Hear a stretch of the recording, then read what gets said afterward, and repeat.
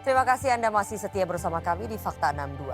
Ya, maraknya aksi perundungan di kalangan anak dan remaja tentunya bikin orang tua menjadi was-was. Sebenarnya tanda-tanda anak jadi korban ataupun pelaku bullying bisa diketahui dan dicegah, good people.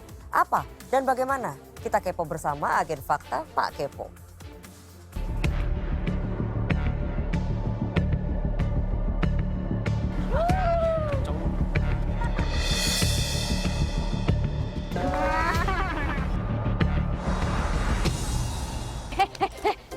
Ngapain sih? Ya ampun, kamu nggak apa-apa. Aduh, siapa ini, Mak? Kenapa sih ganggu aja lah, orang lagi main? Loh, kirain lagi dibully. Bukan, kita lagi main kok tadi. Asik lagi.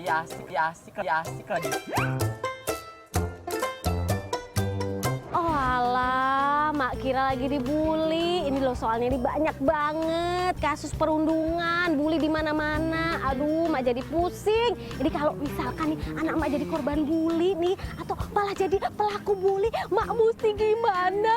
Aduh, kita kepoin bareng-bareng good people. Cuy. Kasus bully di mana-mana nih.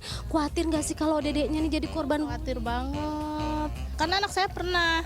Gimana tuh? Pas waktu awal masuk, gak diajakin, mungkin belum pada kenal juga gitu. Jadi mungkin, kan ini anak saya baru masuknya. Terus teman-teman yang lainnya mungkin udah lama. Jadi mungkin belum pada kenal aja sama dia. Dia gak mau sekolah. Mak pernah nggak sih dapet cerita anak-anak dicurhat pernah dibully gitu, Mak? Oh, ini lagi pada cerita.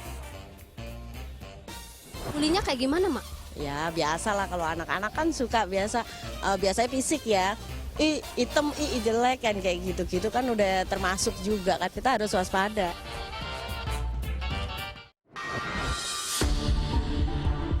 Perundungan atau bullying jadi momok mengerikan buat mama seantero jagat raya. Kayak udah mengakar, nggak beres-beres. Ada aja terus kejadiannya. Bikin tambah khawatir kan ya jadinya.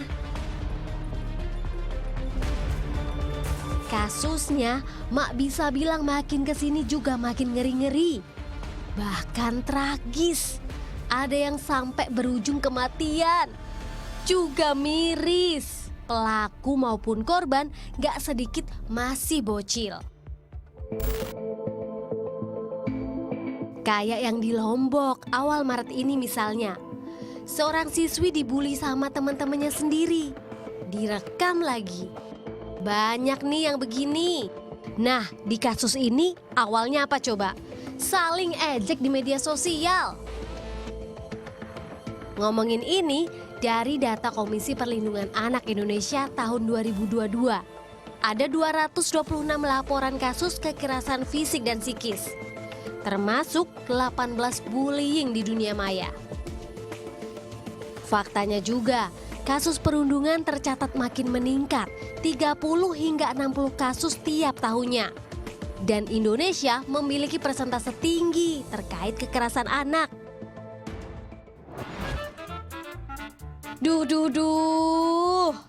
gak boleh terus begini. Gak boleh dan gak bisa berarti kita diam aja good people. Mak lanjut kepoin ya. Paling bener, paling bijak, kita kudu gimana?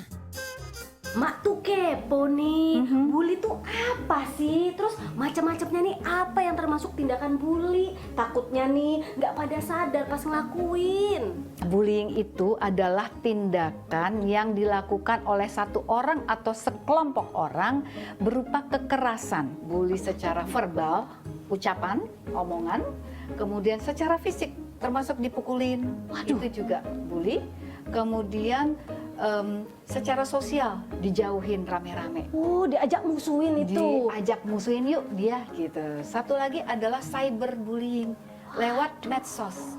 Sekarang kan makin canggih. Yang menjadi tanda bahwa anak kita dibully adalah dia itu tiba-tiba misalnya moodnya swing, cepat berubah moodnya setelah baca HP misalnya. Kemudian dia nggak mau keluar kamar, nggak mau ikut aktivitas, ngumpet, nggak mau makan, atau malah makannya banyak. atau tidur terus atau nggak mau tidur. Jadi ada perubahan pola makan dan pola tidur. Kemudian pas pagi-pagi mau sekolah jadi sakit gitu, udah jatuhnya ke psikosomatis, mempengaruhi kesehatan tubuh. Jadi didengerin dulu, diajak bicara baik-baik ya, Iya. Mak. Jadi yang sering kali terlupa ini emak ekspresi muka nih, ya kan? Oke, mau dengerin anak tapi mukanya udah kesel. keluar tanduk kelihatan. Apalagi kalau kemudian disalahin, nah elu sih bego banget, malah jadi dibully sama emaknya. Batasannya apa sih? Kadang anak-anak nih kan suka bingung nih, niatnya bercanda, tapi itu sudah termasuk bully. Itu sebenarnya bisa melihat dari reaksi si teman ini. Kalau reaksinya dia jadi dia tetap ketawa-ketawa, dia malah bales, nah itu masih belum bisa dikatakan berefek buruk. Walaupun dia sudah melakukan tindakan bullying ya. Dengan bercanda berlebihan Dengan itu. berlebihan itu gitu ya. Dan biasanya ciri-ciri anak-anak yang ngebully adalah agresif. Kayaknya pede banget, berkuasa banget. Nah, kita perlu lihat-lihat nih anak saya udah sampai kategori membuli orang lain atau tidak. Orang tua perlu menunjukkan cara relasi berhubungan dengan orang lain yang saling menghormati. Karena jangan-jangan tindakan bullying itu justru dapat contohnya dari orang tua atau bahkan guru. Betul, jadi harus ada introspeksi diri orang tua ya. Ini saya sengaja pakai baju merah. Kenapa itu? Artinya stop, jangan bullying. Jangan bullying ya. Makasih. Oke. Nah, udah dulu ya good people. Sekarang Mak mau main sama bocah-bocah. Ikutan. Ayo, kok belum main? Sini.